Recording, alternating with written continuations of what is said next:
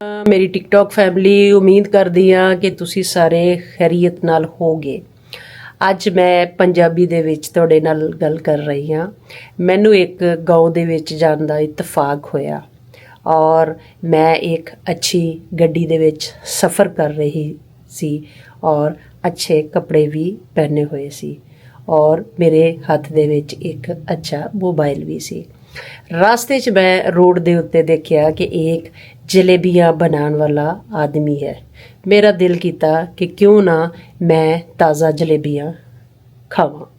मैं उस अंकल दे कोल खड़ी हो गई और कोशिश खुद भी की कि मैं जलेबियाँ बनावां। नाल नाल मैं अंकल दे कोलों हालो हवाल भी पूछया और अंकल बड़े मुतमिन सी और उन्हां दे फेस दे उत्ते एक खूबसूरत मुस्कुराहट और एक इत्मीनान और सुकून देखा और मैं मजबूर हो गई कि मैं उस बुजुर्ग आदमी दे कोलों पूछा कि तुसी इस उम्र दे विच भी क्यों इन्ने मुतमिन हो।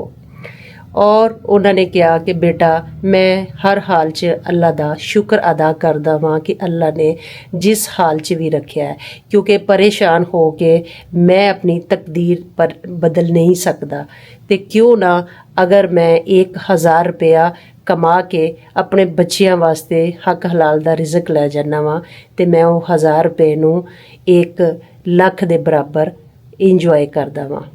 तो कहण दा मतलब मेरा ये आ कि पैसों के नाल गड्डियां कोठियां दे नाल खुशियां नहीं मिलदियां। खुशियां एक गरीब आदमी दे कोलों जाके पूछो कि वो खुशियां किस तरह अपने बाल बच्चों नाल इंजॉय करता है। तो इस तरीके दे नाल सानू भी गड्डियां कोठियां वालियां नूं भी अल्लाह दा शुक्र अदा करना चाहिए और जिन्ने च अल्लाह ताला रखे अल्लाह दा शुक्र अदा करिए और जिंदगी नूं अच्छे तरीके दे नाल अपने बच्चों दे नाल इंजॉय करिए।